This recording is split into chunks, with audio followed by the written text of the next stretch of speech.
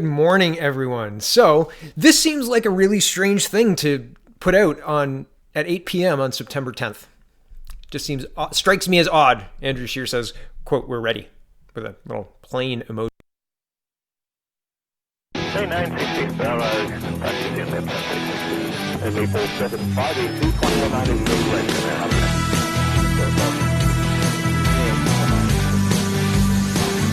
Good morning, April 8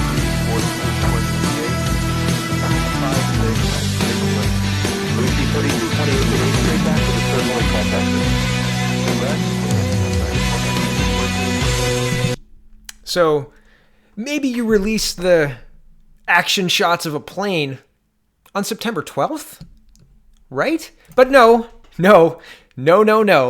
This is what was reported yesterday. And, I used to do an evening video too, but I've resorted just to doing morning videos. I've got lots to do, but this was reported yesterday and it looks to be true. Everybody's going along with it. And probably within about 25 minutes, Justin Trudeau will go to Rideau Hall and dissolve Parliament. CBC News is reporting, quote, "Federal election campaign to officially kick off Wednesday.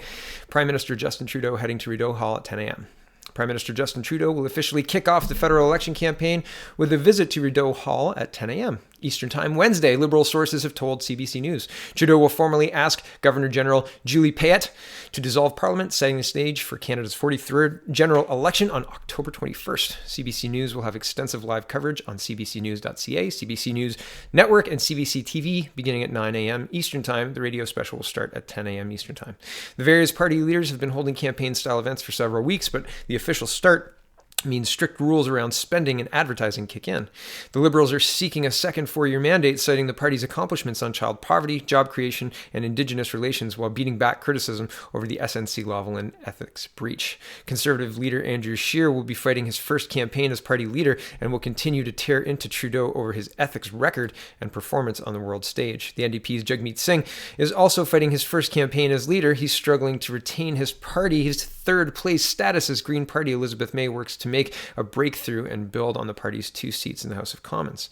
The fledgling People's Party of Canada, under leader Maxime Bernier, is also hoping to make a breakthrough by holding on to his own seat while bringing new MPs to Parliament under his party's banner. So I thought that was as balanced a reading as is possible on this day and age. Here is Robert Fife saying, "Ottawa blocks RCMP on SNC-Lavalin inquiry."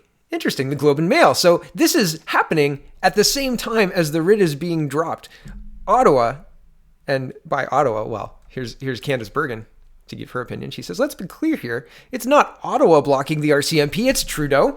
Let's not sugarcoat what's happening. We have a man who is using his power and position as Prime Minister of Canada to protect himself from investigation. It's unprecedented in our history." Wow. And so this is happening simultaneously. Updated 2 hours ago. And yeah, so as we head into an election, the sitting prime minister through the Privy Council, and it is repeated twice in this article, that it was the Privy Council, the clerk of the Privy Council that did this, not necessarily the prime minister. But the prime minister's office is in the sphere of the Privy Council, right? And so, I mean, this goes right up to the top, regardless. Globe and Mail is reporting, Ottawa blocks RCMP on SNC-Lavalin inquiry. The RCMP have been looking into potential obstruction of justice in the handling of the prosecution of the SNC-Lavalin Group Incorporated. But its examination has been stymied by the federal government's refusal to lift cabinet confidentiality for all witnesses, the Globe and Mail has learned. This means individuals involved in the matter cannot discuss events or share documents with police that have not been exempt from the rules of cabinet confidentiality, according to sources who the Globe and Mail agreed not to identify so they could discuss the RCMP inquiries. In Canada, the principle of cabinet confidentiality is intended to allow ministers to debate decisions freely in private. As a result, discussions involving cabinet matters must be kept secret unless a waiver is granted. In the SNC matter, the Liberals say that the clerk of the Privy Council, who heads the bureaucratic agency that serves the Prime Minister's office, made the decision not to offer a broad waiver to either the RCMP or to the Ethics Commissioner, and that the PMO played no role. A source who was recently interviewed by the RCMP told the Globe that investigators indicated they're looking into possible obstruction of justice. The criminal code says obstruction of justice occurs when an effort is made to obstruct, prevent, or defeat the course of justice in a judicial proceeding. The National Police Force will pause the operation because of the upcoming election campaign. Prime Minister Justin Trudeau is scheduled to go to Rideau Hall Wednesday to ask the Governor General to dissolve Parliament and will call the vote for October 21st. And the RCMP has a policy to suspend politically sensitive operations during campaigns. Justice Department spokesman Ian McLeod said the decision not to offer a broader waiver for the RCMP, quote, was made solely by the Clerk of the Privy Council as guardian of cabinet confidences. Mr. Trudeau's Director of Communications, Cameron Ahmed, said the PMO was not involved in the decision. That's one.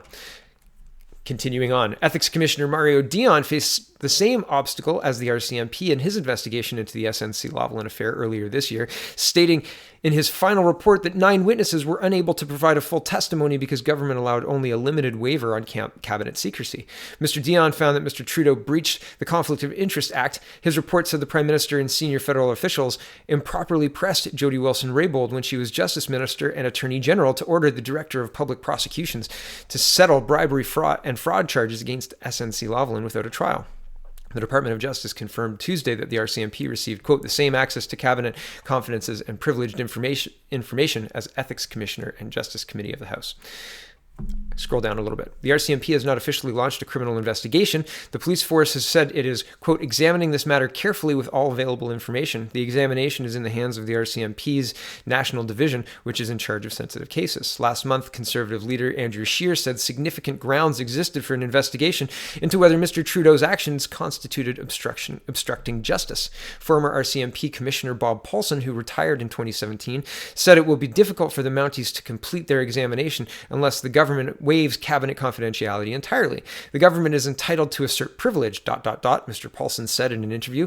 If the RCMP were serious enough, they could probably get a search warrant, but that would probably be shot down by the courts. The privilege is pretty strong at the cabinet level. I've not had an experience where we succeeded in getting cabinet documents that the government didn't want us to have. He added, in my experience, particularly cabinet privileges over-asserted and I guess more widely applied than it deserved. Mr. Paulson, who said he has no information on the RCMP probe, said it makes sense that the Mounties would focus on obstruction of justice. Quote, it strikes me there is sufficient information to be pursued, he said. One need to only read the section of the criminal code on the elements of the offense and to put that against what the public record is, and I think you have something that needs to be explored. I scroll down a little bit more.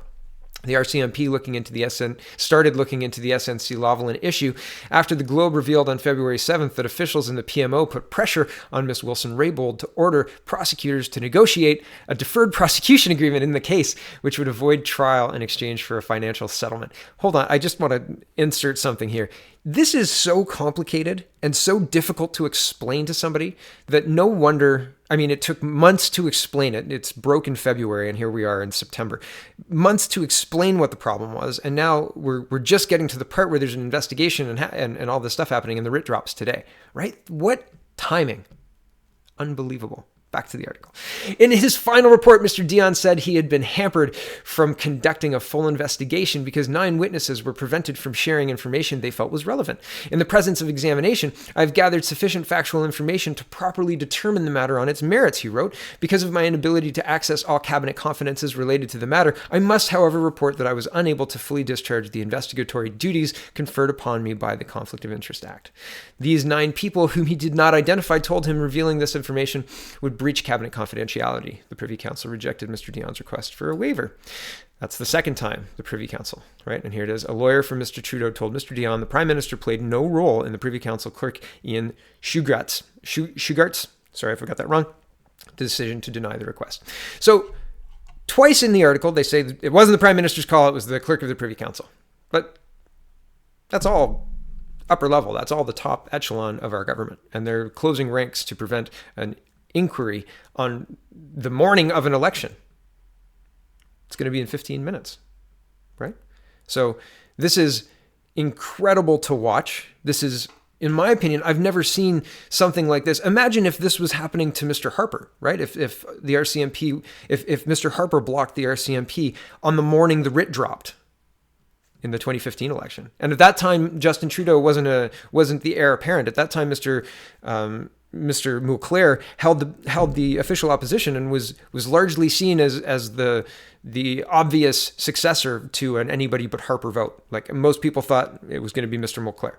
So, but imagine the outrage, and the Globe and Mail and the Post Millennial are the only two reporting on this.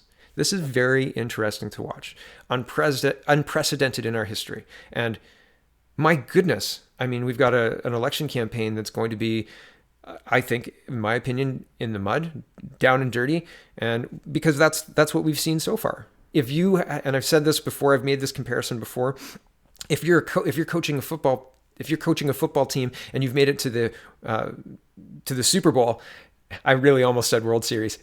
If you made it to the Super Bowl and it's 2 minutes and you control the clock, you're not throwing that ball unless you that coach from a few Super Bowls ago, right? You control that clock, and that's the game. That's politics. And I mean, Trudeau has been, and whoever's controlling the Privy Council, etc., whoever's in charge, if it's Trudeau, the mastermind or whatever, controlling that clock, he's done a good job, right? What timing? It's unbelievable. Unless you're watching it in real time. Buckle up. We got a front row seat, everybody. So thanks for watching. Have a wonderful, wonderful day. And man, watch the Writ Drop. Here we go.